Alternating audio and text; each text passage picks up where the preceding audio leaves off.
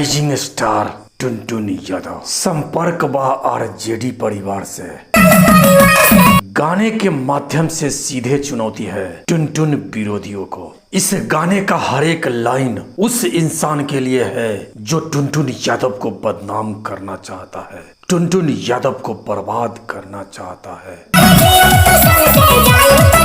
याद है आपको जब खेसारी लाल जी के लिए किसी ने कुछ दिन पहले कुछ कहा था, उसका जवाब टुनटुन यादव गाने के माध्यम से दिए थे। ये असली भोजपुरिया शेर है, खतरों का खिलाड़ी। स्टार्टिंग से विरोधियों को औकात दिखाते आए हैं हमारे टुनटुन यादव जी गाने के माध्यम से।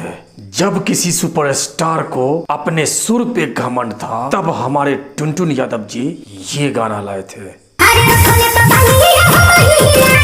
ऐसे इनके अनगिनत गाने हैं जो सिर्फ विरोधियों को टारगेट करके गाया गया था। उन गानों पे पब्लिक का प्यार भी भरपूर मिला था, आज भी मिलता है।